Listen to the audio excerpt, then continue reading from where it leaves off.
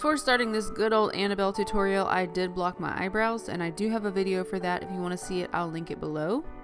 Next, I did a little foundation mixing to get Annabelle's color. She is kind of a strange color. It's kind of a mix of a human skin tone with a gray. So I ended up using my foundation, which is Revlon Colorstay, and I mixed it in with some gray grease paint that I mixed from the Makeup Forever Flash palette. Definitely don't forget your neck and chest. Share the foundation love there as well. And to set that foundation, you want to aggressively powder your face like I am doing right now. Guess I'm channeling my inner evil doll. The next step is to carve out Annabelle's face. I'm going to be using Saucebox's Etude palette, those two colors that I'm pointing at, to create her shape. And basically you want to emphasize cheekbones as well as the cheek shape and laugh lines. So this is what I'm doing. I'm just carving out these shapes with the eyeshadows. And this is also your chance to make a really creepy smiling face, because it does help your features pop out. That way it's easier to contour. And you look super creepy while you're doing this. This whole tutorial is Creepy Town. I'm sorry guys, but it had to be done though. Literally, dolls freak me out. Like Dead Silent, that movie. Oh no. Mary Shaw and all those. No. No. Back to the tutorial. We're going to create some eye socket contour and also a cute little button nose. Basically, you just create a line across the nose and blend it out. And with those same colors, I'm going to add further dimension to the eyelid as well as to underneath the eye. Once I was happy with that contour, I went in with a wash of a light gray alcohol airbrush paint. And I did this because I wanted the contour to look innate and kind of natural. So adding that light wash makes it look like it's underneath the skin, and it makes everything just cohesive. The paint I used is from European Body Art's Endura line, and it's called Light Gray. And now it's time to add the Pissed Off Doll eyebrows. These are very rounded in shape, so you want to use a black eyeshadow to sketch it in first, and then use a black face paint to finalize those pissed off brows. With a black eyeshadow, I'm further defining the eye as well. I'm just going into those eye sockets towards the inner nose and applying that and blending it downwards into the gray colors.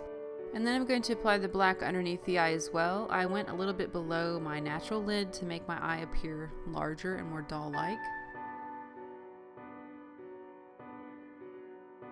I also applied a white eyeliner to the waterline to create that doll-like eye.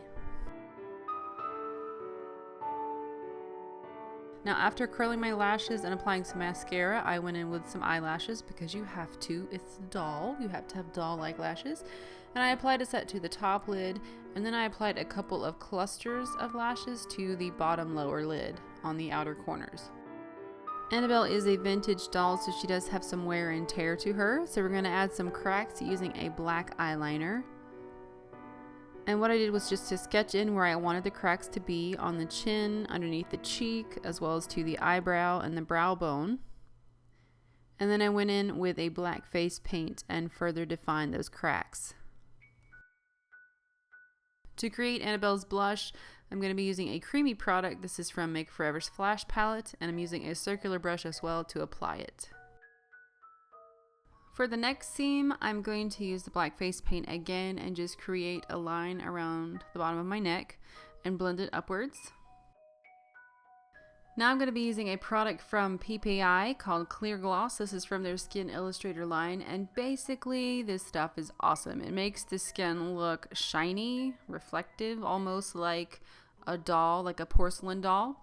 So I decided to use this because Annabelle has a very shiny kind of finish to her skin. So I'm just going in with this with a layer, letting it dry, add another layer, letting it dry until I achieve kind of that shiny doll-like complexion.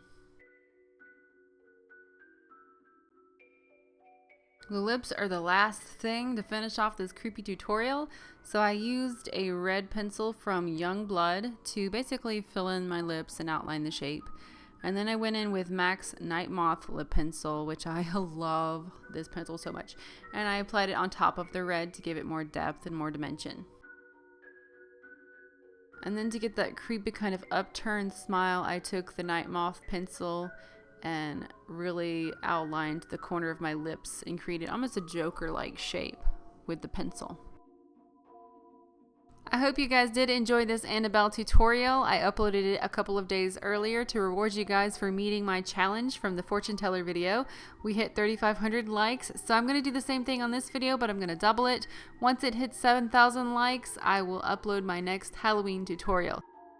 Make sure you follow me on Facebook, Twitter, and Instagram for more Halloween fun as well as makeup fun, and I'll see you soon. Take care, guys. Bye.